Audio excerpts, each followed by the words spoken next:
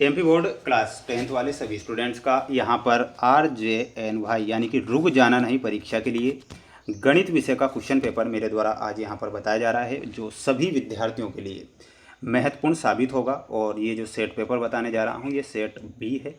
और सभी बच्चों से मेरा कहना है कि जो क्वेश्चन मैं बता रहा हूँ इन्हें आप अच्छे से याद जरूर करिएगा, क्योंकि 100% माय डियर फ्रेंड्स मैं आपसे कह रहा हूँ कि इतने बेस्ट और मोस्ट इंपॉर्टेंट क्वेश्चन बता रहा हूँ जो परीक्षा में आपसे पूछे जाएंगे। इसलिए सभी विद्यार्थी पूरा पेपर देखें। जैसा कि मैंने आपसे पहले भी कहा था कि 4 सेट पेपर बताऊँगा, ये सेट बी है जो कि मैं आपको यहाँ पर बताने जा रहा हूँ, तो बिल्कुल भी आप पेपर को मिस ना करें। सही विकल्प जो उनका लिखे में पहला क्वेश्चन पूछा गया है, किसी पूर्णांक m के लिए प्रत्येक समपूर्णांक निम्न स्वरूप का होता है, तो वह स्वरूप आपको बताना है। तो इसमें आपको आंसर के रूप में क्या लिखना रहेगा, 2m करेक्ट उत्तर के रूप में ध्यान रखना है। यदि a1/a2 बराबर b1/b2 बराबर नहीं c1/c2 हो तो निकाय का हल होगा। तो अनंततः अनेक हल होंगे या अद्वितीय हल होगा या फिर कोई हल नहीं होगा।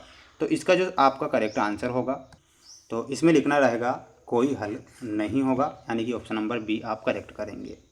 द्विघात समीकरण 4x² - x + 1 बराबर 0 के मूल होंगे। तो इसके जो मूल होंगे वो कैसे होंगे, तो यहाँ पर आपको लिखना रहेगा इसके मूल जो होंगे काल्पनिक होंगे। तो काल्पनिक आपको यहाँ पर करेक्ट आंसर के रूप में करना रहेगा। माय डियर फ्रेंड्स, सभी विद्यार्थी वीडियो को लाइक जरूर करें और चैनल पर नए जुड़े हुए हैं तो सभी चैनल को सब्सक्राइब जरूर करें, क्योंकि मेरे द्वारा सेट ए से लेकर सेट ई तक 5 सेट पेपर बताए जाएंगे जो कि मोस्ट रहेंगे एग्जाम की दृष्टि से। समांतर श्रेणी 7, 10, 13, 16 का जो 10वां पद होगा, 10वां पद कौन सा होगा, 34। tan 60 डिग्री का मान पूछा है तो करनी 3 tan 60 डिग्री का मान होता है, तो इसमें आपको करनी 3 करेक्ट करना है। बढ़ेंगे हमारे अगले क्वेश्चन की ओर। अगला क्वेश्चन है जिसमें आपको रिक्त स्थान दिए गए हैं। बहुपद ax² + bx + c बराबर 0 के शून्यकों का गुणनफल क्या होगा, तो इसमें आपको लिखना है c/a। बिंदु -4 -7 किस चतुर्थांश में स्थित हैं, तो यहाँ पर आपको लिखना है तृतीय चतुर्थांश। बाह्य बिंदु से वृत्त पर खींची गई स्पर्श रेखाएं केंद्र पर कोण अंतरित करती है, तो वो करती है 90 डिग्री का। वृत्त की परिधि क्या होती है, तो इसमें आपको लिखना रहेगा 2πr वृत्त की परिधि होती है। तो यहाँ पर आपको 2πr बताना है और 2πr का जो मान होता है वो क्या होता है कमेंट बॉक्स में आपको बताना रहेगा। वृत्त की सबसे बड़ी जिह्वा वृत्त का क्या होती है, तो वृत्त की सबसे बड़ी जिह्वा वृत्त का व्यास होती है, इसमें आपको व्यास लिखना है।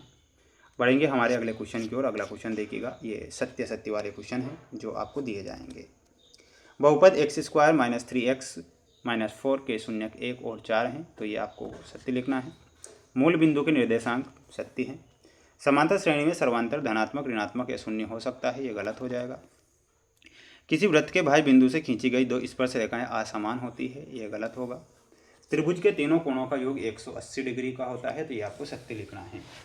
सभी स्टूडेंट्स वीडियो को लाइक जरूर करें और चैनल पर नए हैं तो चैनल को सब्सक्राइब जरूर करके रखना है।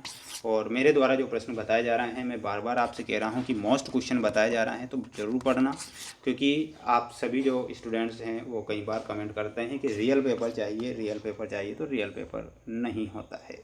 ठीक है। sin² थीटा + cos² थीटा का मान आपसे पूछा गया है, तो इसमें आपको क्या लिखना रहेगा 1। sin 90 - थीटा का मान आपसे पूछा गया है तो cos थीटा से आपको मिलाना रहेगा। sec² थीटा -1 का मान आपसे पूछा गया है तो tan² थीटा सही होगा। tan 30 डिग्री का मान परीक्षा में आएगा, tan 30 डिग्री का मान 1/3। cot थीटा का मान आएगा आपकी परीक्षा में और वो हो जाएगा cos थीटा/sin थीटा। ठीक है, स्क्रीनशॉट लेना है और याद आपको करके ही जाना है रहेगा। बढ़ेंगे अगले क्वेश्चन की ओर। देखिएगा अगला क्वेश्चन। द्विघात समीकरण 3x² - 5x + 2 बराबर 0 का विविक्तीकर लिखिए।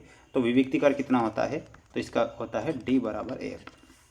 शंकु के आयतन का सूत्र क्या होता है, तो इसमें आपको लिखना है 1/3 πr²h।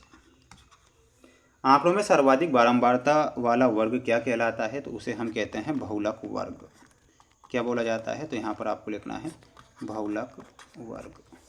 समांतर माध्य ज्ञात करने का सूत्र लिखिए। तो समांतर माध्य ज्ञात करने का सूत्र होता है x =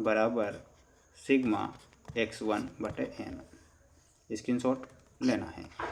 एक असंभव घटना की प्रायिकता कितनी होती है, यानी कि असंभव है तो इसमें आपको शून्य लिखना रहेगा। अगर संभव होती है तो इसमें आपको, अगर यहाँ पर संभव होता तो 1 होती और असंभव है तो शून्य लिखना है। ये दोनों ही चीज़ें आपको याद करना रहेगा।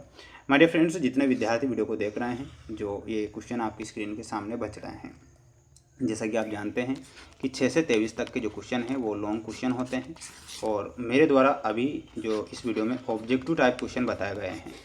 ठीक है, अब 6 से 23 तक के क्वेश्चन जो हैं मैं आप सभी छात्रों को लाइव क्लासों में बताऊंगा, तो सभी साथीगण विद्यार्थीगण लाइव क्लासों में ज़रूर जुड़ें, जिससे कि आपकी एग्ज़ाम में हेल्प हो सके। चैनल पर नए हैं, चैनल को सब्सक्राइब जरूर करना है सभी छात्रों को, सभी विद्यार्थियों को। इसके बाद अगला सेट पेपर बहुत जल्द बताऊँगा। जय हिंद।